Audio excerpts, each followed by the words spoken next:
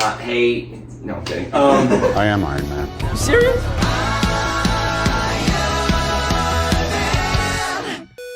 Welcome back to the next installment of the X-Men franchise. Today we did First Class, and I am here with the regulars of Christian Hopkins, Jonah Morgan, Logan Wilson. and first bad.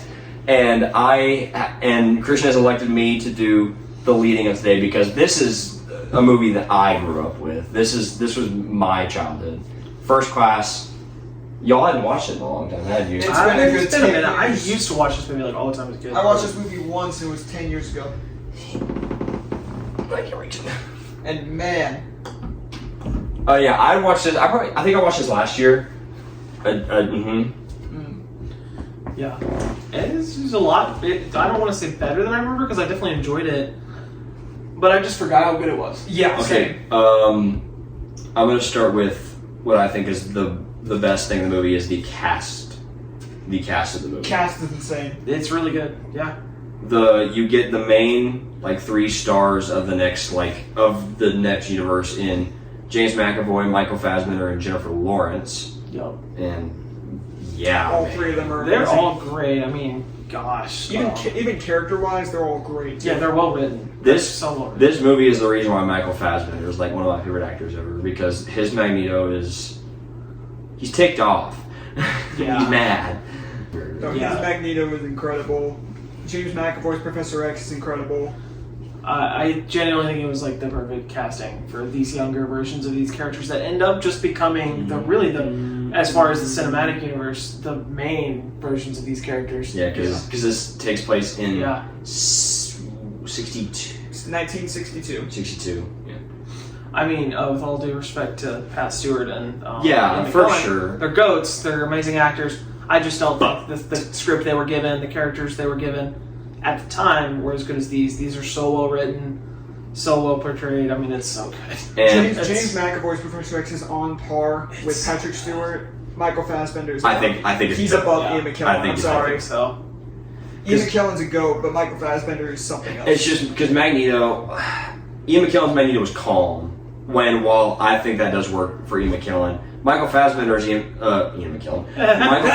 Michael Fassbender's Magneto is just has rage. Yeah, and they in that training sequence, which we'll talk about later, Professor X tells, hold on, what's Eric and what's Professor X's first? Charles. Jesus. Because they don't call them Professor X and Magneto in this movie. Not much.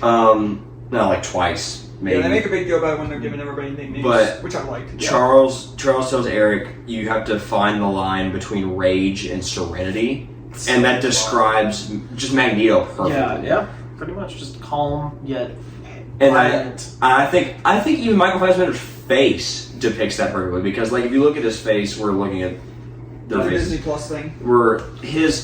It's like his acting. You can see that his eyes are angry, but his face is calm. Especially towards the very end, which we'll get to. But it's so good. And this movie actually made Mystique a character. It did. Yeah. She's more of a character in coming movies, but Yeah. this one makes her. I mean, she's more of a character than she's ever been. For sure. And there is a cameo in the original Mystique actor, which is a good touch. Yeah, that was pretty cool to feature the original actress because it was not her fault that her character No. given in the first 3 films, they didn't really do anything with her. Question: where was the original Mystique? Whenever The scene with the Eric, real Mystique. Oh yeah, that's right. the Yeah, real Raven. yeah, I remember now. Mhm. One thing that I like about this movie is that, unlike the last one, it's so clear that this is still. It's so easy to view this as this was 40 years before the first X-Men came out. 'Cause there's no contradictions. This is just earlier in that timeline, so you really get to see. Going from this, if you were to go from chronologically from this to the first X-Men, It all lines up. I it think. lines up so It all well. lines I up fine. love that. Yeah, because this movie starts out with the childhood of both of the original main characters. Both of the main characters. Magneto. It's literally the scene from X1, isn't it? At the concentration camp. Yeah, they take bits and pieces from that. They refilmed some parts, and then there are other shots that they reuse. But whenever it's showing actually the kid Magneto, like as a kid, all of that was refilmed. Right. with a So new kid. they show that, and then they like hard cut to Charles, who's in like this mansion meeting Mystique, and so it's then implied that they like grew up like the next 20 years together. Yep. Yeah. And so that is the one thing. Like, if you grew up with somebody, you think like in X1, 2, 3, he would mention her more, but like it's been. So they like spent the first 20 years of their life together, but like from this to him being Patrick Stewart is a lot longer. Yeah, so but then you go double that time of forgetting, because 20 years growing up and then 40 years of you're bound to like not like it becomes known to- Sure. I mean, it becomes just kind of like, I guess, commonplace. Like, oh yeah, there's the person I used to live with, hanging out with one of my best friends, doing bad stuff. Yeah, because It's what it is. I mean, because at that point they were also now like they fell off in terms of because in this movie she goes with Eric, which we'll get to later. So that means Eric and her spent more time together than her and Charles than they ever did. Mm-hmm. So Right, makes sense. Okay, that's fair. Yeah. what do we want to talk about next? villains. Some of the other, we haven't talked about some of the other characters in this movie, like Beast. Have we talked about Beast? Nicholas Holt's very good. He's so I good. think so. I think he kind of looks like the Grinch eventually. when His he- Beast doesn't look. I mean, it obviously doesn't look as good as Kelsey Grammer's in either iteration of Kelsey Grammer's, but like, And also is his and his later, yeah. But I said the Beast is such a is one of those characters where it's so hard to make him look not awkward. Right.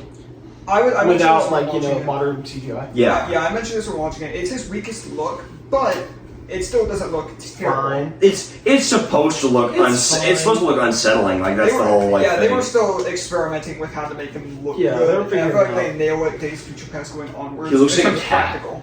He looks like the He really does. Cat in the Hat from the live action. He really does. Oh my gosh. god, he does. Yeah, he's just a blue version of that. But like, yeah, you can't like make it look not weird. It's supposed to look weird. That's the idea. So His character's cool. Havoc. Havoc. We can like rattle some of these off. Havoc is you said older brother of Scott. Yep, and they go into that a lot in they probably mention that in Apocalypse too. Banshee's there. Yeah, Banshee's just she. Ron Weasley looking brother. He does look like Ron Weasley. Although he does have some pretty cool moments. The shots of him flying are pretty cool. Yeah, do like Magneto that. pushing him off the side of the satellite dish. That was so fun. Yeah. Angel, she's There. she's the only one that I'm like, yeah, she's not great. Yeah, I mean, they didn't do much with her. And her whole, like, turning to the bad side thing was not very, like, okay. And then It she was, like, never says another word the rest of the movie. I legitimately don't think she does. Not really, no. Which is weird considering the actress. Yeah. It's at the time. well, I don't think it's- she was that. At the time, no, she wasn't Yeah. really one. It was 11 years before she was Catwoman. I mean, Darwin dies like immediately. Yeah. Although they gave him a good amount because for the little bit of time he's on screen, he looks like he has a true bond with Havoc at least. Oh, yeah. They give him a brutal death. Yeah, it was- Absolutely brutal. Yeah, it was. Um, I kind of wish they would have done a little more, maybe having Havoc feel a little bit of guilt for that because Yeah, right. Because he technically killed he him. technically was the one to kill. Right. Also, I want to say one quick thing about Havoc. Cast him as Barry Allen, you cowards. Sorry. He does look like a He's traditional my comic for villain. people who don't know. I don't know if I mentioned this when we did either review for the show. Yeah, but they say his name for one thing. Lucas Till, the actor, is my personal top fan cast who played Barry Allen. Does he look the same now? Like, has he aged that much? Not that I remember. So Even if he has, if anything, it would probably improve it because he looks pretty young. he looks very young. And with what the DCU He's wants got a to deep do, voice. Though. if they could win with a slightly older Barry Allen. He's 33. Barry Allen! What other characters are there before jumping over to villains? I don't think so. I think that. I mean, the agent, Yeah. Moira. She's fine as hell. She's fine, but, like, Moira. character-wise, I mean, she's alright. It was just a good tie to the Yeah, human she was side kind of their things. tie to the human world. And it was yeah, really, and again, she has a pretty good scene towards the end where she's like, "Oh, they They don't care about me. it's like they didn't care about me at all." Well, we'll get to that. Yeah. Oh, let's just go Sebastian Shaw. Kevin Bacon. He's really freaking good. I think he's really really good. good. Yeah, I think he's pretty dang good. It's just if you want to have a villain who's like just kind of who's cunning and like intimidating while not being physically intimidating. Kevin Bacon, I think, is perfect. Yeah, he's one of the best actors of the last couple of sure. decades. He's fantastic, Kevin Bacon. and he gives us the Magneto helmet Yeah, He's officially been 2 characters in the Marvel Universe. This villain and himself. and Kevin Bacon. Oh, I will say though, how he meets his end though. I think it's awesome. Yeah, Crazy. When they do the parallel, It's iconic. When they bring back the coin, throw back to like the coin. And the parallel between him and Professor X, Yeah, because Professor X is who's currently freezing him at the time. Yeah, and is seeing what he sees, taking control of his mind. So when that's happening to him, I'm thinking, well, if he's taking control of his mind, he feels that, and you can see from the screen. I think that lends well to this movie. Looks freaking fantastic. Yes. The For 2011. cinematography in this movie is also really good. Mhm. Like just the Yeah. different shots and stuff. Like the training sequence towards the middle of the movie where they have all the different like cool transitions. it looks like a comic book. Yeah. Also, the pacing of this movie is incredible. They It's I really didn't not know like I was things. bored at all. they don't waste any time getting Professor X and Magneto together. They get them together. They do cool stuff. They give you a little bit of breathing time, downtime to for And then crazy and final then sequence. it's great. Like the pacing is The really, pacing is really really good. good. I Yeah, agree. the pace. I was never bored once. I know it really kind of got me engaged. I never felt like so. anything was moving too. I didn't feel I didn't feel over. bored, or I didn't feel like I was like overstimulated. There's too much stuff happening. Like, It's even comedic at times. yeah, Yeah, it's great. perfect pacing.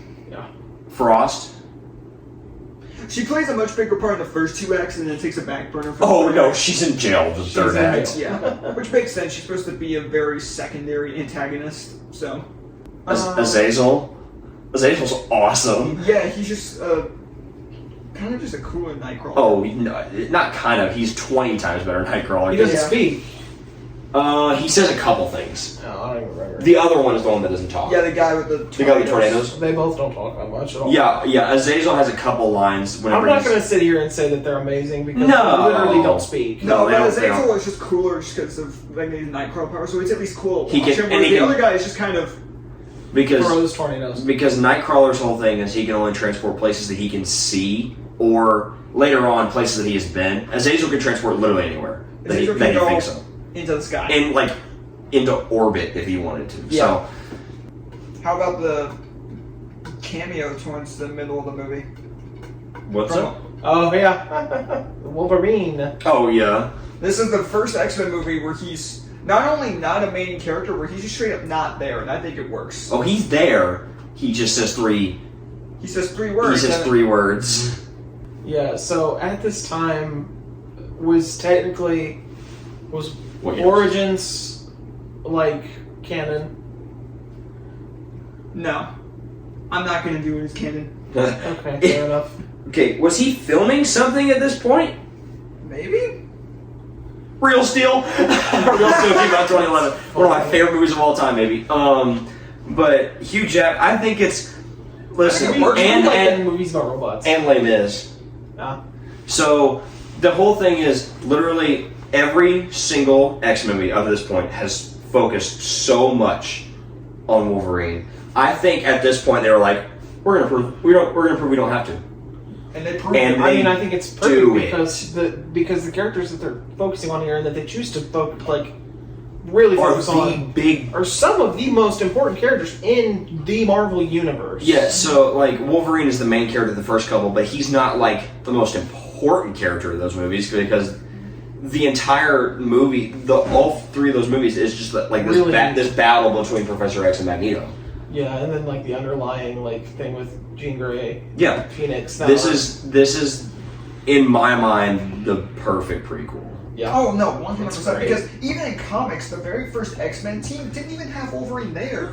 I think it worked not having Wolverine as the main character in this Yeah. movie because the next X-Men movie is also just him. Yep. So they make up for it by giving him his own movie next year. And the next movie Well, after that 2 years is later. what's the next movie after that? Days of Future Past. Days of Future Past 2014. And then Wolverine, and then Wolverine is the big. Well, it's Wolverine and then. Well, no. I'm saying so after this, there's 2 movies where Wolverine's the guy. Yeah. And then because it's. Yeah. But yeah, I think this was the. I'm sure whenever like the previews for this dropped, everyone was like, "Where's Wolverine?" Which is fair, but this was them saying, "Hey, It's not his story. It's not his story, and we don't. To make a good movie, you don't need Wolverine. Which would this movie have been better if it had Wolverine? Problem. I can only imagine. Yes, Yeah. but like it didn't need it. No. So that's why I think I'd say it's a perfect prequel. I feel like we've gone over all the important characters. So what is The final scene, the final sequence. Yeah, the final act of this movie was great This with movie all is the like fantastic. warships and the Cuban Missile Crisis stuff. Like, it's really Yes, cool. that is one of the parts about this movie that I think is the best.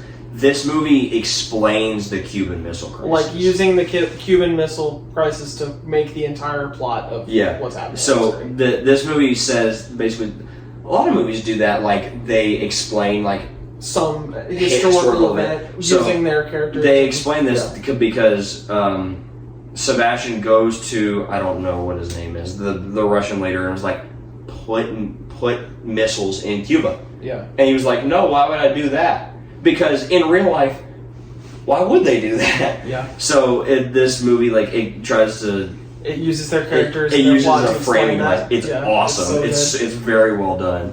And lends very well to the final sequence. It's so good. Yeah, it's so one of the first two acts of this movie are also really good because it because it's like it paced. introduces all the characters, Yeah. gives us some cool training scenes, just some really good character moments, and some really good action when there is stuff there. Like when Azazel is invading the Oh yeah, the dude, headquarters where that's they cool. are.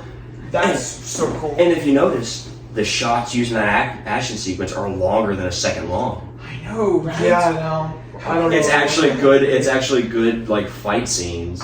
Yeah. It's only 2 years after too. It's actually good, like action. Gosh, man, this movie's so good. Yeah. So the final like sequence starts, or the true final sequence starts with Magneto lifting the submarine out of the water, which has some of the coolest music accompanying it ever. Also, this movie soundtrack is insane. while I don't believe it is as good as Days of Future Past, Oh no. because Days of Future Past brings back the original X-Men theme song, the original movie X-Men theme song. Dude, this movie likes French horns. Oh yeah, it's a It very. sounds like John. It sounds like a John Williams It does thing. sound like a. Yes, it's. Speaking of jumping into this final battle, what about they do get suits? They're good for what they try to be. Yep. They try to be. Havoc even mentions, you're like, tell me we're not wearing that. So they say that they're not supposed to look the best because of the first iteration. So, but it's a good homage to like original comic suits, yeah. Yeah, it works very well. But no. And they've got metal straps on them, which means Magneto can throw everyone later. Dude, but the final sequence is so good because it's all the stuff with finding Sebastian, and then we already talked about his end.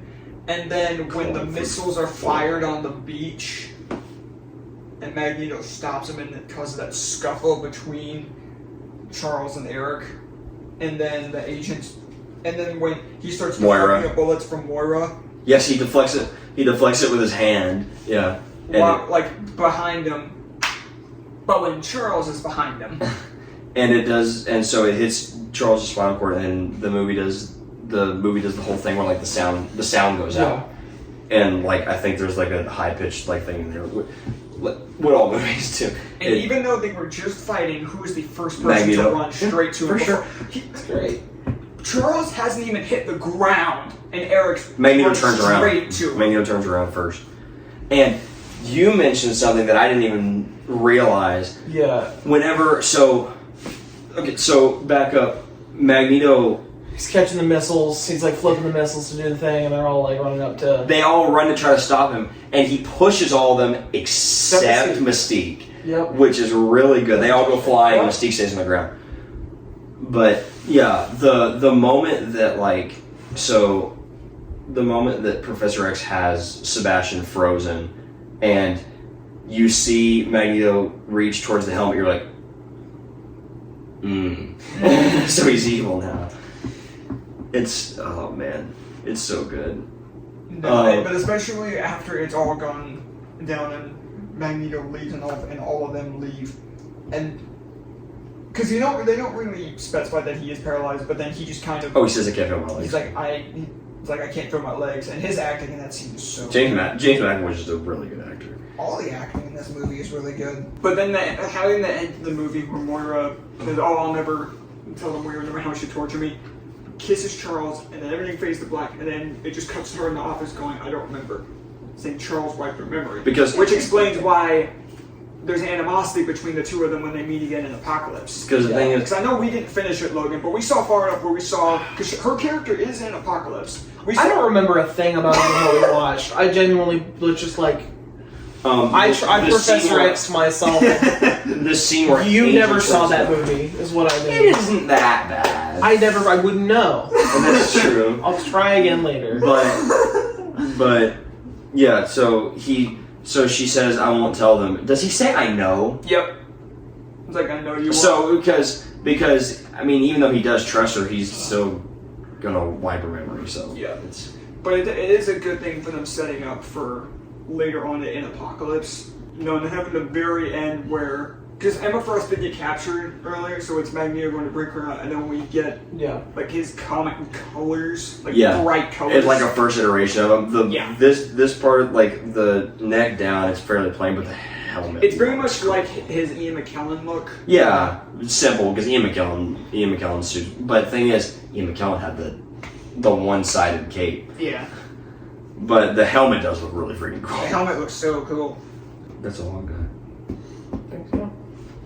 Shall we get to final scores then? I'm gonna go last. I'm gonna go first because I need to adjust some scores. Yeah, but say you need to change some stuff. I need to adjust some stuff around. So here's what I'm going to adjust, because I'm also going to factor a lot of this rewatchability factor into this in terms of which movies I've We need to start saying all of our scores are subject to change. Yeah, it's just how for opinions sure, are. absolutely. There has not been a single review on this channel where I've got, this is a factual opinion. No, it's all subjective. Like this is said. No, I like Cars 2. I like For the Dark World. Okay. I like TASM 2. I like Iron Man 3. Yeah. Iron Man 3's not and we might change our mind. That's true. True statement. But, and some of these aren't even going to be big changes. It's just for me factoring in my ranking of these. So yeah, because you have to adjust some stuff once because you hadn't seen this in 10 years. Yeah. So So here's what I'm going to change around. It's our show. Deal with it. X2. Yeah. X2, I give 9 perform. I'm going to bump that down to a 9. I agree with That's that. totally reasonable. You say your 9.5. I was like, dang. Yeah. Because I felt like my 8.7 was low. Yeah, because Comparatively. putting it at a 9, Crazy. There's movies I'd rather watch than X2. Yep. Like the first X-Men. Like this That one. I give a 9.5. Yeah. Because that's one I can probably... Did you give it a 9.5? I gave that a 9 in the review. Okay. I essentially flipped my scores for X1 and X2. Interesting. Because I've watched X1 so many times that I'd rather watch But you had just watched X2, therefore you were like, oh, this is higher. I just watched it for the first time in a couple of years, so it hadn't been Yeah. too long. But even watching it Recent, with you, even though we're watching these movies, we've that done a lot of was these videos. And it was more just me having gone so long at watching the first X-Men so much, Yeah. so I just find I enjoy that more. Even though we've done a lot of these videos, we've done a lot of reviews, we are still very subject to recency bias. Yeah. It's for sure. And don't get me wrong, I still love X2. Oh, yeah. I think it's the best one. So good. That's definitely, it definitely Best is the the first best. 3. Yeah, it's definitely the best. I would just rather watch the first one. There's just something I just kind of have more fun with it, I guess. And the reason I end up switching those around is because this movie I give a 9.2. Okay. Yeah, no, it's good. That's a good score for this movie. because I would rather watch this than For X2. sure. This is definitely my This favorite movie's so very far. rewatchable. It's extremely rewatchable. Very. I probably watched this when I was a kid. Gosh, a dozen times. Oh, yeah. But I haven't seen it in a minute. It still is really, really enjoyable. I'm gonna go 9 flat. Nice. I'm a harsh critic. There's a couple things that kind of irk me with this movie. Some of the line delivery on some of the less major characters. Some of the writing for those smaller characters. Or lack thereof in terms of some of the side villains. Or So I guess thereof. Hazel. Yeah. That does bother me because I think a good movie, everything really has to be dang near perfect, and For sure. this is not there, but it's still very, very good. I'll give it 9 flat. My score that I had going in, I think, is perfect because I did mention a couple things that I have that I have that are like this version of Beast. He only gets better. This version of Beast isn't like the best. Also, he's a jerk. Yeah. He's like over the top a jerk to Mystique specifically.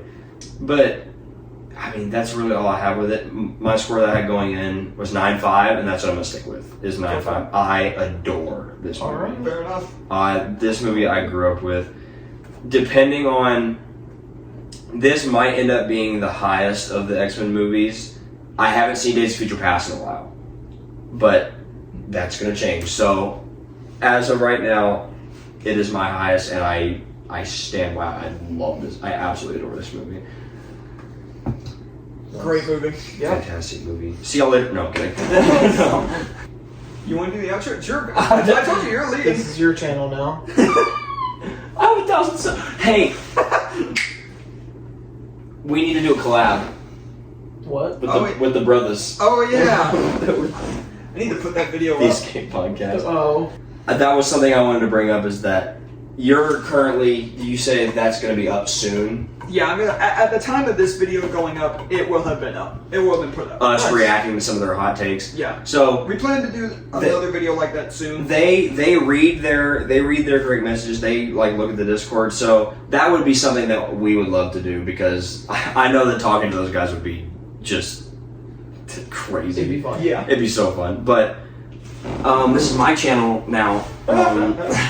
For one day. So next is the Wolverine, Yeah. which I have not seen before. Yeah, I was gonna say you've never seen this one. No, I've never it's seen also been it. a while since I've seen this. I remember It's this just gonna being be a me too. fun movie. If the cover of the movie tells me anything, it looked cool. He's He's I holding. remember it being very fun. He's holding a katana. Yeah. So You know what's cooler than a guy with knives who comes out of his hands? A guy with knives who comes out of his hands with a sword. with a sword. I remember the Fighting movie. sounds. I remember the movie not having like a peak story. I just remember it being a damn fun time. Yeah. I'm excited. To And then rewatch so we'll be on the Wolverine, and the next X-Men movie will be Days of Future Past. My soon- favorite! Soon after, and then we'll be getting to the Pool of Dead. But All of the dead. until we get to the Wolverine next time, we will see y'all next time. Later, webheads. this. Later, y'all. And then what was the final? I can see you, Dad. I don't know What's how. up, dude? I don't know. Hold on. I've got a I bat don't- with your name on it. I don't know. Just for I don't you. know how the door was closed, and I saw it move a fraction of an inch. Yeah, that's got my name on it. Dad looked. He said, "Oh, bye." He loves this movie. Great movie. This movie's so Great good. film. Best of the X-Men movies. Rated out of 10. He's a harsh. 8+. He's a harsh critic. 8. Okay. He's a harsh critic. Put that in later. Yeah. Put that at the end. Put that in. No, I won't cut this out. I'll put your score in the recording. Be like bonus feature. It's crazy. I thought you'd get it higher than that. He loves this movie.